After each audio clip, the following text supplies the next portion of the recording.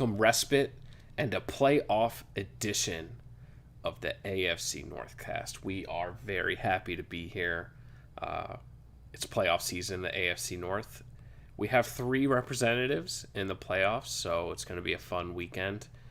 And I, Joey, am joined, as always, by Chad. I thought about using my brand new podium that I took from the Senate floor of the Capitol building today. But sometimes when you get stuff at a touristy event like that, what you want to do is hold on to it because it's not cool to just get all your swag right out there right away. So look for me in the off season or early next year to flash my sweet new podium. Yeah, plus it's hot right now. You need to let it cool down before you start just like slinging it all over the internet. Dude, America's on my side, Joey. Are you imbibing at all tonight? What we got Fudge, going yeah. on? This one's a shout out to my dear friend Roddy, longtime Ravens fan. We're drinking Falling Astronauts tonight, which is a beer from The Answer Brew Pub, which, if you read Facebook articles about beer, The Answer shows up all the time as one of the best brew pubs in the United States. It's a very cool establishment. I didn't even realize they brewed their own beer for a long time when I lived in Richmond. They just kind of in behind a Thai restaurant doing weird stuff with weird t-shirts, pushing beers that I thought they didn't brew through a device called a Randall, which is basically a tube filled with whatever you want. They usually did weird stuff like fun cereals with stouts. So they're goofballs. And this is a Vietnamese coffee stout aged on whiskey barrels, and it's got a big sticker that says coconut on it. So I have a sneaking suspicion, Joey, we're gonna have a little coconut today. So this is a special beer for a special time. Steelers have a big time rematch with a division rival. There is no satisfaction in the world quite like sending a division rival home for the season. Um, but more importantly, it's just a fun day to podcast because even if they hadn't have changed the rules, there would be 3 for the playoffs, expanding them. There would be 3 AFC North teams in there: third seed, fifth seed, sixth seed. So we weren't even depending on the expanded playoffs this year. Really excellent performance from the AFC North as a whole. So cheers to you, Joey, and to Justin and all of our other Browns Cheers, and buddy. Ravens and Steelers fans. What are you drinking? Oh, Just a thank good you, old, Roddy. fashioned Jack and Coke. Oh man, Nothing crazy. Roddy, send me more of this beer. This is great beer. Mm. Mm-mm. So Well done.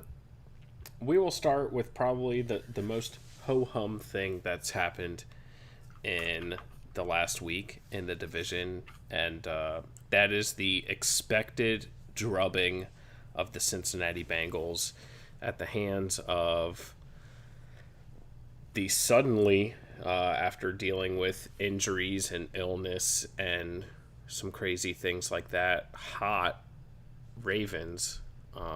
In the middle of the season, it was kind of panic time, distress time. They've rattled off 5 straight, and they're heading into the playoffs on the heels of a 38-3 win in Cincinnati, vanquishing the Tyler Boyd demons that they've had with the playoffs on the line, and ending, I think, a 7 or 8 game home finale win streak by the Cincinnati Bengals, which I thought was an incredible stat given how poor their history is.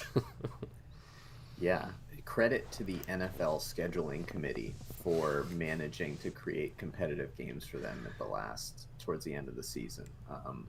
Just shows that they're doing what they're doing, putting teams like Cincinnati with other teams like Cincinnati, and putting teams like that are good with the other teams that are good. So, is there anything that we can learn from this game, Joey? Is there, do you, I mean, I'm sure there's some stuff that you want to celebrate, some nice moments. um, I don't. I think this game. I don't think we learned anything new It's like matches my T-shirt. Sorry. The Ravens have just been building, and so this was just another building step, I think, as far as really solidifying the identity of the offense. They didn't pass often. They only had 11 completions in the game, but they passed very effectively. Lamar had a couple 20-plus yard touchdowns, one to Hollywood Brown and one to Miles Boykin. Andrews had 4 catches. So, that's all nice. And they really just pounded the rock. And Cincinnati is obviously not a playoff caliber team. And that's why when the Ravens pound the rock against them, they set a franchise record for single game rush yards with 404. Which is ridiculous. Astounding. Yeah. I didn't look this up, but I wouldn't be surprised if 404 is more total yards than the Steelers had in at least 5 games. That's so many yards. It's ridiculous. I want to touch back on the TD passes. This is going to sound mostly like an indictment on Cincinnati. And if that's what you're hearing, it's because it is. So Lamar started out the game with one really inaccurate pass to end their first drive after running the ball all the way down the field. And then he settled in and was actually quite good for the rest of the game. But that doesn't mean the tactics that Cincinnati employed were so terrible. So the first touchdown that he threw was when the game was 3-0, and it was a seam throw to Boykin. And there was no safety help. There's no safety help. Boykin runs right up the seam, which is Lamar's favorite place to throw the ball. Even if you have a single high safety, they're in the middle of the field. What were they doing? And I made note of that because I was like, dude, if you're going to leave someone on an island, do it on the outside. Because at least if he makes that throw, it's not his natural throw that he makes every time. Lamar could throw that seam route to Andrews or anyone else in his sleep. Yeah. He's done it, And guess what happened when it was frickin' 10-0 and he threw his next seam route touchdown to Boykin? Same thing. Boykins beat the inside corner, and there's no safety help behind him. And it's or Brown rather. And you're like, okay, so maybe you do it to Boykin because he doesn't get a lot of targets and he's not as fast, and you just think he probably isn't the main target for this route combination. But Brown, the fastest player on the team, you're not going to have over-the-top coverage when he's running up the seam. So Lamar made nice throws on both of those plays. Right in stride, high where no one else was going to get it. Pretty, actually, easy catches. Really just nice execution. But on Cincinnati's fronts, dude, and for the record, Zach Taylor and Lou Anarumo are coming back next year. They might want to start subscribing to our podcast because it's free, and we've been talking about this stuff for 2 years. So, come on, man. What are we doing? Are you kidding me? That's the 2 touchdowns that took it out of being competitive. It made it 10-0 and 17-0 for 3. Or no, 0. They hadn't even scored yet. They hadn't even gotten a first down yet. Joey, they hadn't got a first down. That's right. So that upset me. But I do want to credit Lamar because sometimes we are critical of his passing. But if you put one up on a tee for him, he'll knock it out of the park, and that's what he did in this game. Loyal listener Roddy says Boykin greater than Juju. He also said your shirt's trash. My shirt, which says stronger than hate, and celebrates the Steelers donating to the synagogue that was a victim of a mass shooting. Classy, Roddy. Typical. You probably feel really good about yourself right now. Hey, why don't you go with that raccoon guy and sell it what you stand for, clown? So back to the game. So you touched on the Browns' first 3 drives were 3 and outs. And so by the time they started their fourth drive, they were down 17-0. And it's just like, there was no chance. Brandon Allen threw for like 45 yards in this game.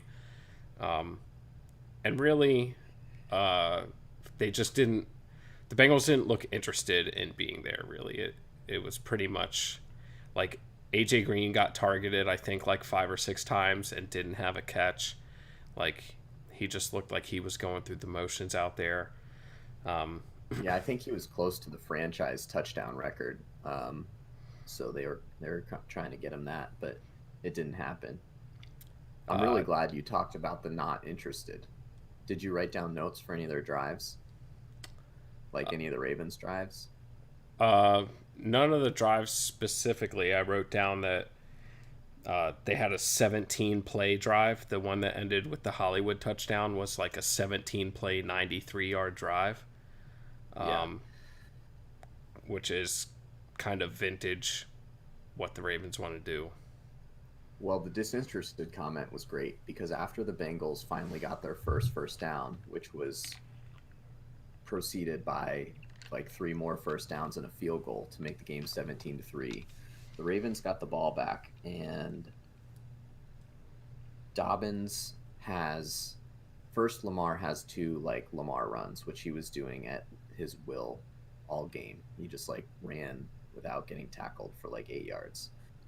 He might have gotten tackled on the second one, but this is where it gets notable. Dobbins has a 30-yard run up the left side, which ends with 5 Bengals hugging him. He never goes down. They don't even try to bring him down before he's 30 yards down the field. It is important to note that at that point, there would not be a tackle for the rest of this drive. Not a tackle. Lamar on the next play, let me make sure I have it right, runs for 20 yards and just like strolls out of bounds at the 5-yard line. And then Dobbins just pushes through the pile for a touchdown on the next play. And they just at that point, I was like, I don't even know if I should watch any more of this game. Like, you can't, like, look, if I said there were no more tackles because they scored on the next play, that would make sense on like a pass. But they ran the ball 2 more times for 30 yards and no one got tackled. It's pathetic. It was just a pathetic tackling effort. And I mean, yeah, they were already losing by a lot. But here's the thing, like, and this relates to stuff that happened in week 17, like the Eagles kind of, everybody's riled up about the Eagles taking out their starting quarterback. And we talked about it last week with tanking. Like, do you tank or do you build a culture of winning? Last week, the Steelers were down by like 20 points, and they came back and won. Because sometimes if you have a culture of respect in each other and the team, like, you can overcome odds. Not all the time, but if you set it up to believe in that happening, it does happen periodically. And this is just an example of, like, they just lost too much. Like, maybe with Burrow in the game, they try harder and they get a little more going. It was just a mess. I mean, the Bengals' best play of the game was on their second drive. Higgins runs a great little slant route. Ends up being like a 40-yard play with the yards after the catch. He gets tackled, comes up like yelling that he blew his hamstring into 30 pieces. And then they call the playback because of offensive pass interference on Mike Thomas.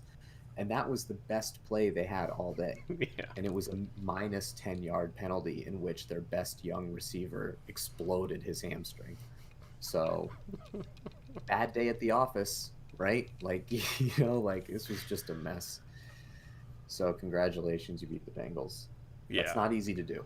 Yeah, it's not something, apparently, it's not something I'm proud of, but it had to happen. The only other thing I wanted to bring up, we got significant Tyler Huntley fill-in playing time. In fact, it started before the fourth quarter did, and which is shameful. And That's ridiculous.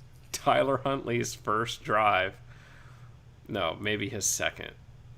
No, I think it was his first drive. Was 2-play 80-yard drive.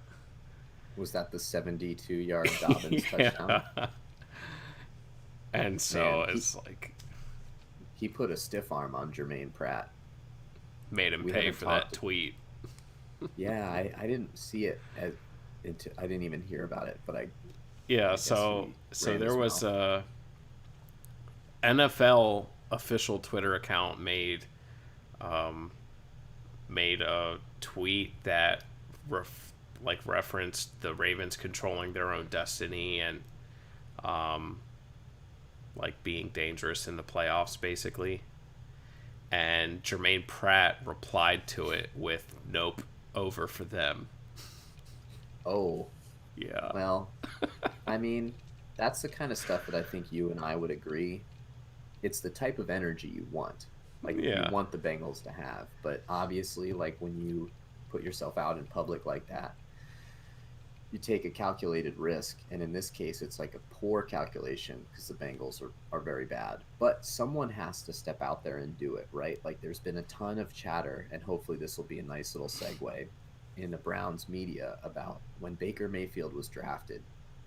It was at the combine well before he was expected to be the number one pick, and he said, if anyone is going to get the Browns out of this funk and take them to where they need to be, it's me. yeah, And he took a lot of crap for that. Um, but someone has to do it, right? Someone yeah. has to step out and be like, no, we're going to be better than that. So I respect Jermaine Pratt for doing it. He paid the iron price this this week. you know, that happens. So Browns, Steelers. How about we talk about that? Yeah, let's go ahead and So start. Give us a bird's eye view. The Browns were able to defeat the Steelers in Week 17 to guarantee themselves their playoff spot, which ended up being the sixth seed.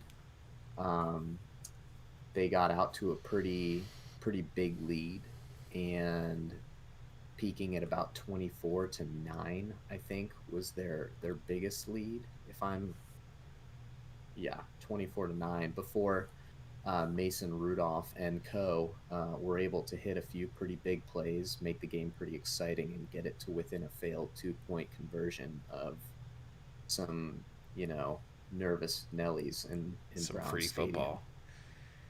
Yeah, so I think well, what did you take away from this game? Um, 24-22 final score. Basically that the Browns are toast. Uh, we can kind of talk about this and the playoff matchup as like one long 8-quarter game, if you'd like, Mm-hmm. because it's hard to talk about one without like talking about its effect on the other.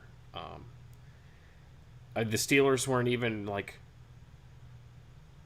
there was no charade that the Steelers were gonna like try to win this game. It wasn't a Eagles situation. It wasn't even a Bills situation where like we weren't sure if Josh Allen was gonna play or how much he was gonna play or anything.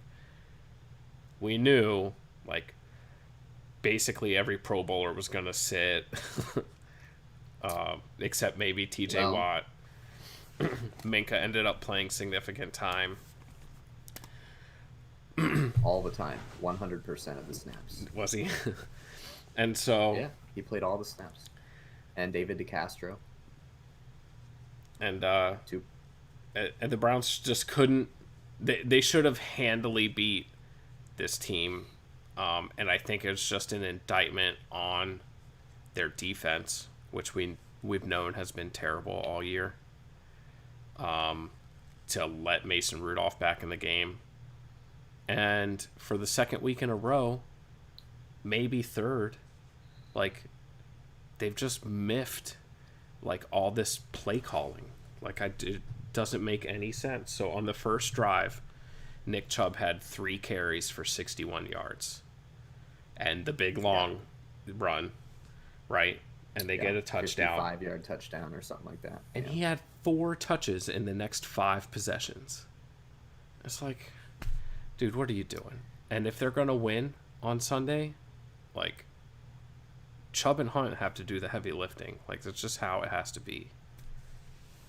Yeah, if I was a person that didn't have other responsibilities, I definitely would have gone back and tried to take a look at kind of how that happened. And I'm not even a person that has at my accessibility the final rushing stats, but I know that it was roughly 12 carries for like 108 yards for Chubb. It was in that kind of ballpark. So he was resoundingly successful. And even if you take away the 55-yard touchdown, he was still like successful enough that normal teams would just keep giving him the ball. And you would certainly expect the Browns to have done it, unless for some reason they were so confident that they were trying to withhold something. Because Chubb didn't play in the first Steeler game this year. So if you can kind of keep, I mean, I don't know how much of a secret it is. He ran for a 55-yard touchdown in which he totally embarrassed Minka Fitzpatrick on the fourth play of the game. So that's a problem. And to call this an 8-quarter overlook, like, to me, that's lesson number one from this game for the Steelers and the Browns, right? Like, the explosive running play it's one of the keys to their success. We talk about it every week. I say Yeah. something like, and this drive is when Nick Chubb got his obligatory 20-yard run, right? So he got it in the first drive of this game, and that was it, right? They got it over with. If the Steelers are going to win this week, it would go a long way towards that if he doesn't have that run. But if he does, it can't end with a touchdown, right? The defense has to have another chance to hold it to a field goal. Um, and the secondary tackling is, wow. Mute that microphone next time, my man. Look at look at you go. Edit it out. Um, so Terrell Edmonds did not play for the Steelers in this game. He was not a Pro Bowl veteran that was kept out. He had a shoulder injury. He's probably our best tackler in the secondary, maybe Minka, but he statistically misses less. He'll be back this game. He practiced in full today, so that'll help because you don't want Nick Chubb in the secondary, but if he gets there, got to do better. So that was a big lesson. And the other one for me for the defense is like Mayfield's mobility really bit the Steelers' defense in this Yeah. game. And this is kind of the second week in a row. No, second week out of 3, because we had the Colts in between there, and that wasn't a problem. That the Steelers underestimated a quarterback's mobility, and it cost them. And I think it was the touchdown that put it up 17-9. Yeah, he just like, I don't know, it was one of those. He had like a 25-yard run on like a broken play where there's just nobody there. It's like, yeah, look, he's not Lamar, but he's capable. So we need someone to be sort of paying attention, or we need to like tighten up our lanes with the pass rush or something. That's going to be an issue.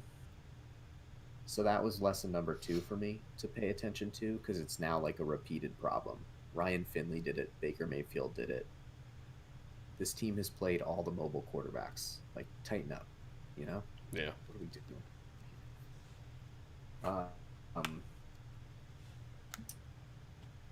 the deep ball, this is tricky for me because you would think like, okay, with the backup quarterback, the Steelers like held it to within a 2-point conversion. So with Ben, this is just like automatically we're going to be great. But here's the thing.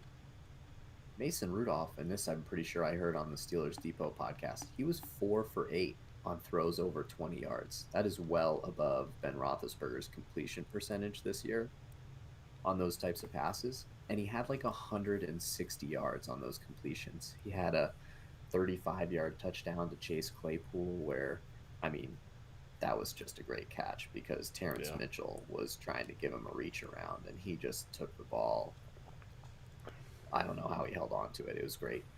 He had 2 like 40-yard passes to Deontay Johnson. He dropped them right in the basket. I mean, it might as well have been Russell Wilson with a little less hang time. Like, they were really, really nice deep throws. I would love to tell you we can just guarantee that Ben makes those throws, but that hasn't necessarily been the case this year. Um, and frankly, I think Mason really showed a willingness to hang in the pocket that also has been a question mark for Ben this year. So I kind of hope that Ben looks at that tape and says, hey, this offensive line can do it, especially with Olivier Vernon tearing his ACL at the end of that game. Yep. All you got to worry about is Miles.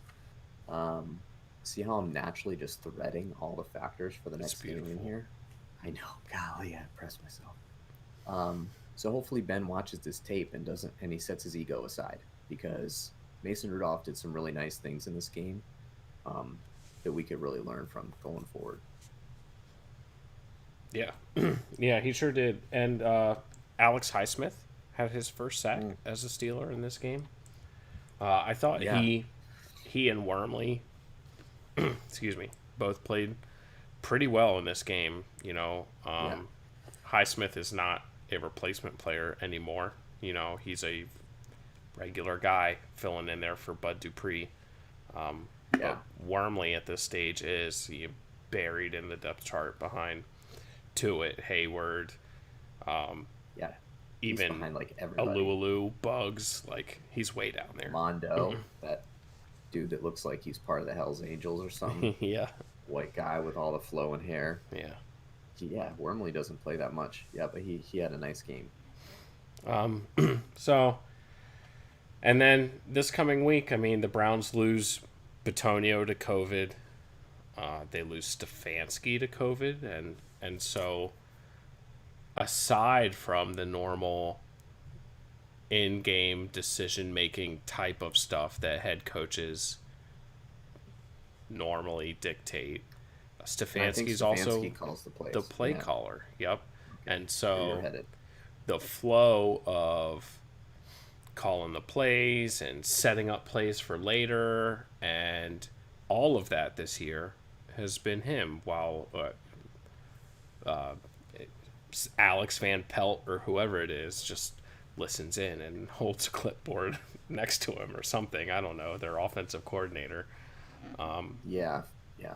So it could maybe benefit the Browns, because if I feel like in Baker's career, the Browns offense sputters when they try to get like too cute and too fancy. And if this forces them to kind of simplify, like, when you have the talent that they have, you don't necessarily have to out coach X's and O's, the other team, to win your battles. Like, these guys can win their battles one on one just by being supremely talented, like Nick Chubb. So it could kind of be a saving grace, but the Browns are definitely fighting an uphill battle. This week, Rashard Higgins and Jedrick Wills were cited for drag racing. I don't know if there's going to be any type of Just like punitive anything for that. Maybe, probably not, let's but let's set the punishment aside and just like talk about what it means to be a Browns person right now, and if that's a positive or negative thing going to this game. The Browns haven't been in the playoffs since 2003, so there's like legitimate major emotions about just being in the playoffs right now. And in the sports media context, the line that would follow would be, are they just happy to be there? And this sort of feels like the kind of thing that happens when you're just feeling celebratory, right? yeah, Everybody's just so excited. They always say the right things to the media. We're not just here. We're not just here to be here. There's more to be done. More to be done. But is there, like, this year? Is there? I'm not sure. And this drag racing thing, like, I'm probably connecting it too much, but it just feels like a type of lack of focus that you just don't really want. I don't care that they were drag racing. Nobody got hurt. They shouldn't be suspended. Give them their ticket. Move on with our days. But it does make me worry a little bit for the Browns fans out there that believe this team is in the window. of victory, which I think it is. Like, I think, like, dude, you don't know when things are going to happen. The Ravens looked like they're going to win the Super Bowl last year, and a couple bad bounces, and they didn't even play in the second game, you know? So, like, the Browns are good. It's a little bit of a mess this year with limited fans and all this stuff. This is like the type of year where a road team could cancel out some of those advantages. You know what Kevin Stefanski said this year? The Browns haven't even implemented a silent count on their offense. Didn't have to do it. Like, do you realize how big of an advantage that is on for a road team this year? This is a great opportunity to go get wins in other stadiums. So hopefully the Browns are focused. The two other things that I learned about the game going forward, both offensive now, are one, and we touched on it a little bit with the deep throws. The Steelers need to involve all of their wide receivers in the deep passing game. And I'm not necessarily saying targets, although that would be great, but routes run. Because they all can do it, right? Deontay wasn't getting any deep targets, and he caught 2 40-yard passes, like just reeled them in. Juju can do it too. We've seen it before. And obviously Chase Claypool and James Washington are the ones that are already getting them. But also, the Browns are almost certainly getting Denzel Ward back. He is a shutdown corner of the level that he will shut down whoever he is on, almost certainly, in a given play for the Steelers.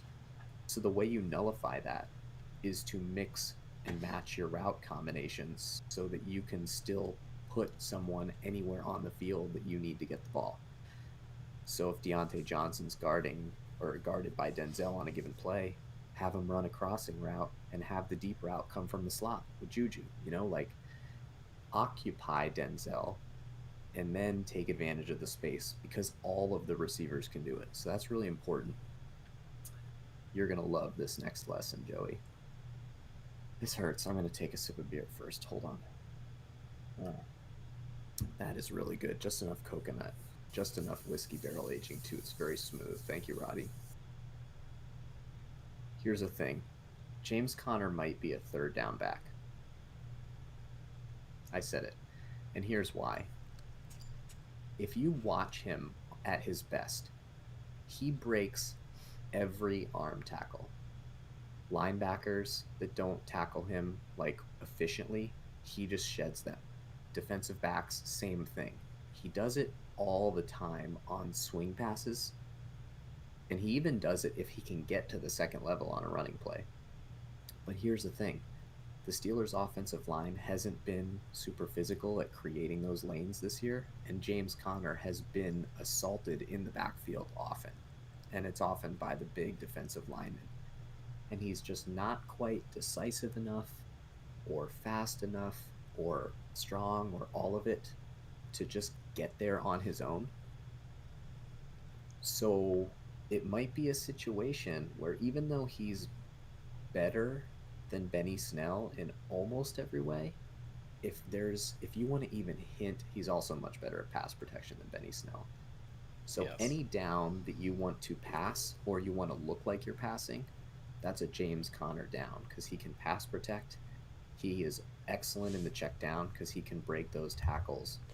But he just doesn't create in short yardage. He's not going to create that extra push, and he's not going to do it when there's just a mess in the backfield. I love James Conner, and I didn't like writing that down, and I didn't like preparing to say it, but I think that's what he is. And so the Steelers should plan accordingly. Yeah, and the Steelers ran for 85 yards, which, on the surface is nothing to write home about, but actually it is. Is that the most they've ran for this season? I wrote 6. No, they ran for. James Conner had a 100 yards rushing himself in 5 of the first 6 games. So and some of that was closing out games like the Giants, and they were winning and they did it, but they're not doing it right now. So it is something to write home about. And I already wrote the letters and sent them to people. There you go. Send them home. Celebratory. Yeah, it was very celebratory letters written. If the Steelers run for 85 yards, that's a win playoff against game. Yeah, against Cleveland. Yeah. Yeah, especially situationally. Like if they're converting 3rd and 1, 3rd and 2, 3rd and goal from the 2 or 1, like it's over. That's like basically one of the big bugaboos that has prevented the Steelers from being significantly better than they have been record-wise this year. Yeah. Last couple injuries to note. So we know that Joel Bitonio and Kaderil Hodge, the Browns' fourth receiver, and Kevin Stefanski are out with COVID. Here are the guys that I expect to come back, but haven't yet. Andrew Sendejo, infamous free safety of the Browns. Frankly, we are rooting for him to come back, right? Like we want him missing coverages and chasing down whoever is running deep. Malcolm Smith, he's linebacker. I haven't really noticed him, but the most important one is the BJ Goodson, who I called out like 1 week before all the Browns media started talking about it. He has been their number 1 linebacker, number 93. He's the guy. You want to say Taki, you want to say Mac Wilson, but it's just not the case. Like if there's one linebacker on the field, it's going to be BJ Goodson. Harrison Bryant should probably come back. That's a huge, huge matchup problem for the Steelers. And I also picked this up from the Steelers Depot and actually the Browns Daily podcast. The Browns ran some pretty clever personnel this week where they ran like 3 tight ends, but then they would spread them out. So it looked like a 4 wide receiver set. And that basically forces the Steelers to stay in what's called a base defense, which means they have 4 linebackers on the field, but then they all have to spread out and try and guard those tight ends, which if you've been listening to this podcast all year, you know that we're not excited about those plays. So having Harrison Bryant back is big time good news for the Browns. He would be if he comes back, he's on the COVID list. And Denzel Ward, who we covered. That's the big stuff. You got a score prediction for Super Wild Card Sunday? Oh boy. I guess I would say that I predict the Steelers to kind of end up where they started the season, kind of in the high 20s is where they found their kind of comfort zone in scoring. So I'll say the Steelers finish at 29, and we'll say the Browns 23. Ooh. I think I will go 27-20 Steelers. I think it'll be comfortable for the Steelers. The Browns, those running backs, they're good, man.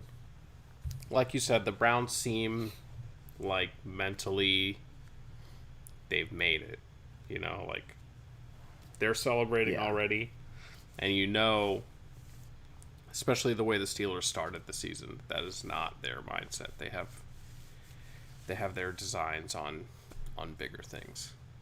Yeah, so. And we didn't explicitly cover this, but the Steelers do have a pretty decent chance of at least improving somewhat in the run defense and, frankly, the coverage defense on the linebacker and tight end and all those matchups front. Because, Terrell Edmonds, strong safety, he can do a little bit of coverage, obviously, on a tight end. He'll be back. Robert Spillane off IR and practiced in full. So he is key in the never knew I'd say that this year. He's a key interior linebacker for the Steelers, Robert Spillane, who we'd never heard of. And Vince Williams should be back. So between those two and Avery Williamson, now our backup 4th safety shouldn't probably be playing much inside linebacker. That's good when Nick Chubb is running over. That's key. And Cam Hayward looks like he's going to be lining up against, I don't remember the dude's name, but Joel Bitonio is out for the Browns, who plays left guard, and so is their backup, Hubbard. So it's just somebody that I don't know who's never made an NFL start, and he's going to be going against Cam Hayward, who, like, if you watch Cam Hayward tape, and I've said this already this year, he extends his arm into your collarbone, and then he just with one arm shoves giant men backwards, like with regularity. He's number 97. If you don't always watch Steeler games, keep an eye on him. It's going to be fun probably to watch him because he is going to be riled up after missing a game. And so that's a big deal, getting those guys back. And TJ Watt, he should win Defensive Player of the Year. He led the NFL in sacks. He led the NFL in quarterback pressures. You know what else he led the NFL in? Tackles for loss. He's really good at defending the run. He is going to be problematic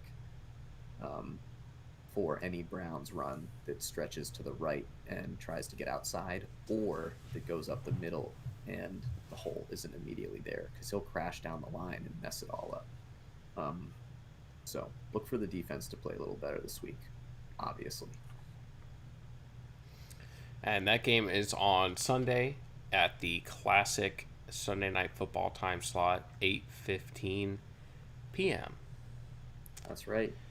Prime time Sunday night football, AFC North football in the playoffs. And if you're into fun stats about the Browns, they made the playoffs last in 2003 and before that in 1994, and they were dispatched in both instances by your very own Pittsburgh Steelers. So That's right. if the Browns want to advance, they're going to have to exercise some demons. Speaking of exercising demons, the Ravens will be playing the team that just bounced them right out of their Super Bowl expectations last year. Joey, react. Yeah, and not only bounced them out of the playoffs last year, but then came from behind and beat them in overtime this year. So this will be the third time in basically a calendar year that these franchises have played. And it's kind of cool because it's kind of like a full circle thing with the Ravens and the Titans and old AFC Central rivalry days with Eddie George and Steve McNair. And somehow the Ravens are favored in this game. Well, not somehow. I mean, I think on paper, the Ravens are better. They're a more balanced football team. The Titans' defense is an atrocity. They are not even like the average defense that they were last year. They don't rush the passer well. There's a lot of things that they don't do well. And obviously, the Ravens have Derrick Henry nightmares and flashbacks to the Earl Thomas run in the playoffs, the 29 or whatever yard run in overtime this year. And he wears you down. And the first matchup this year, they held him to like 40 yards in the first half, which is pretty good for a guy that rushes for 2,000 yards in a season. But they didn't have Calais Campbell in that game. They also did not have Brandon Williams in that game. Those guys are two pretty big pieces of the defensive line puzzle. So having them back will surely help. And I think the ripple effect that has is the key to the Ravens winning. I think the Ravens winning this game hinges on how well they can defend the pass concepts of the Titans. A.J. Brown and Corey Davis are serious threats. And the Titans have really, really perfected what they're good at and what they like to do. And no matter how well you know it's coming, having Derrick Henry there makes it that much harder to defend, like the play action stuff. They like to put receivers right behind the linebackers, and they ate Marcus Peters alive in the second half of that Titans game, the first game this year. And so I think the Ravens secondary is the key to this game. Jimmy Smith should be back. He's projected to be back. Yannick Ngakoue didn't play last week. He's supposed to be back. So the Ravens are about as healthy as they've been all year. Patrick Queen has another half a season under his belt. So that'll be good. And having Brandon Williams and Calais Campbell back. as far as the offensive side of the ball for the Ravens. I think they just need to not they need to play within themselves. Um, I think they have a habit of trying to do too much, and when they do that, they put themselves in unfamiliar spots and they can't capitalize on it. And it happened last year, and they got behind in the playoffs.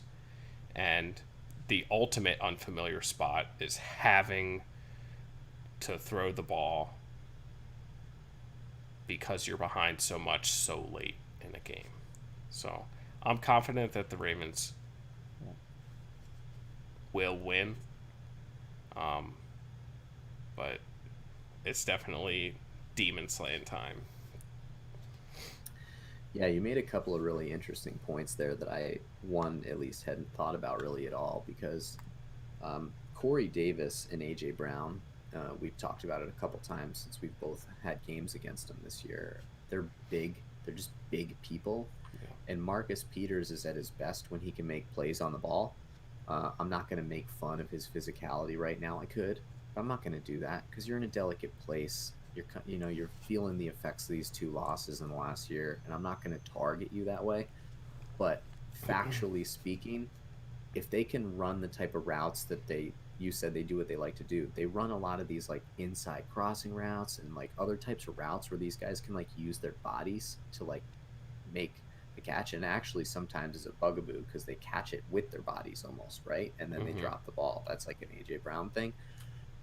If they can kind of close on Marcus Peters and not allow him to jump a route and play on the ball, use their bodies to keep him off, then he can become potentially a liability as the game wears on because that's not his strength.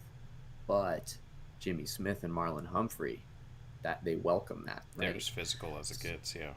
Right. And so frankly, like the Ravens have the personnel to match up with those guys maybe better than anyone else in the playoffs if they can do it and they don't allow the Titans to move pieces around and create disadvantageous opportunities. Well, that was poorly worded, but you know what I'm talking about, right? Here's what I'm talking about. You don't want AJ Brown running a crossing route with Marcus Peters trailing because he's not going to catch him and he's not going to tackle him. And then it's just going to be Deshaun Elliott being like, this sucks. Like, or it's going to be the end of the last game where, three people tried to tackle AJ Brown. He's just like, nah, I think we're just going to tie it or win. Or he scored the tying touchdown and won overtime, So, yeah, that's a big deal.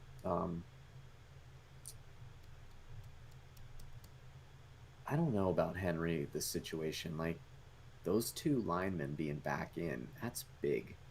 Derrick Henry can be tripped up if you can get to him before he gets his momentum going.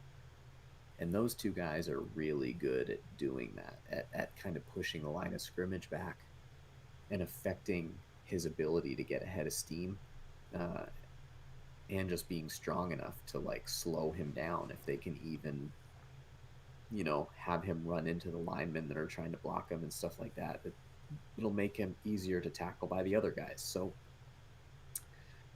that's tricky, and I would not be surprised at all if he struggles again in the first half. We've seen it over and over again. The Titans are a second half team. So yeah. If the Ravens don't have this play out the way they like games to play out, this could be bad, because if they go into the second half down by 3 and then they have to start dealing with the wear and tear of this physicality, ooh boy, that is not good. However, I just wouldn't expect that because, like you said, Tennessee's defense stinks. They did invent the system of letting Lamar run out of bounds. So you would think they would at least have it in their minds to do it right.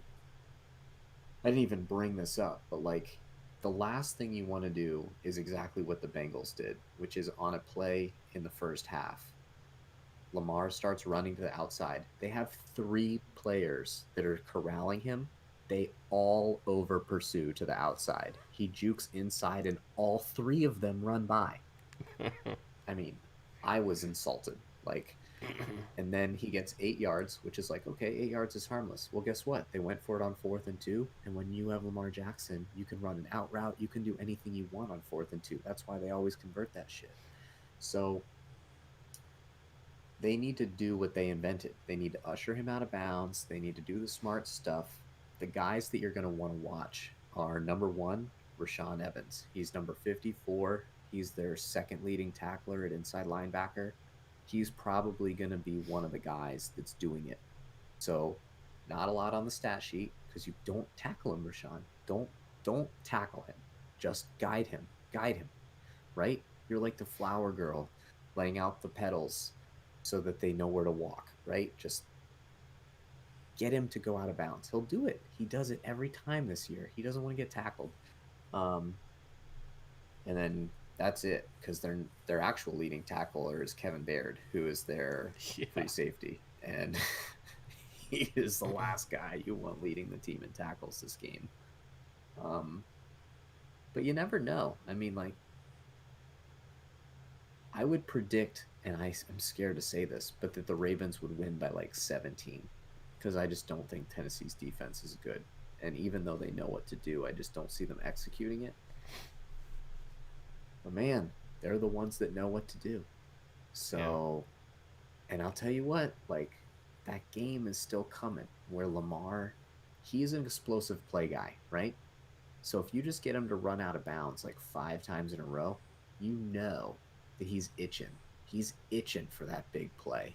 So he's going to throw that big old deep ball that just floats high in the heavens, and it's just waiting for a free safety or a slot corner or whoever's running underneath it to just catch it, right? He loves that shit. Yeah.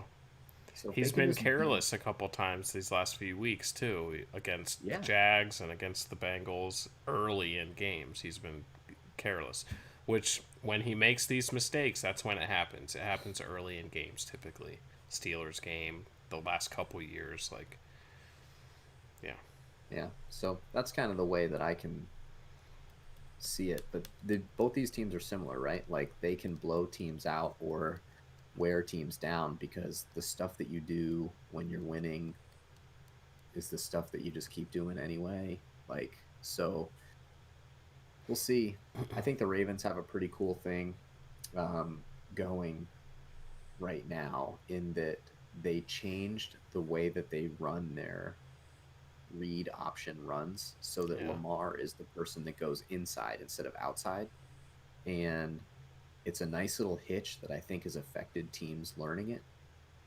And it's been effective because J.K. Dobbins, it turns out, he's fast. So that's good. So that's working out well, and that could be a problem, for the Titans, changing it up. Also, I just want to celebrate some cool offensive line stuff for a second. You guys are all growing with me as I learn how to watch football a little better. So I've been trying to watch the offensive line, because if you watch closely, for many teams, you can tell what's going to happen in the play by what the offensive line does. If they all take a step back, it's a pass play, maybe a screen. If they take a step forward, or you see one of the guards or the center start running to the side, that's pulling, probably a run play. But not with the Ravens. They pull their left guard, Bozeman. He's a left guard, right? Mm-hmm. Man, he pulls all the time. And I started thinking, dude, I've got this shit figured out. He's pulling, that's a run play. But then all of a sudden it wasn't a run play. Or it was a run play going the other way. And I was like, dang, that's clever stuff. The Steelers don't really do that. So the Ravens are really clever. They're very difficult to predict what direction things are going. We talked about it a little last week. They'll run a jet sweep that goes the opposite direction of the pull or the same direction, and then they'll have Lamar sweep the opposite direction. So this is a really tough running game to keep under control, and that's why they can get these explosive plays, because it's really hard to tell where it's going. I think the Ravens are going to win by a bunch. Yeah, outside of like the boogeyman of the Titans, like, I really am confident in this game. Like, I like this matchup for the Ravens.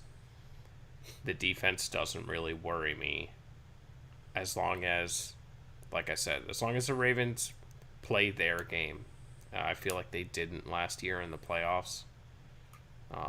And even when they played anything before the second Steelers game for the Ravens, like anything offensively for me, it's like throw it out because this has been a totally different offense since then.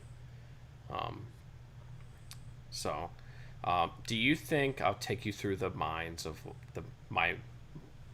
the trails of rationalization through my mind?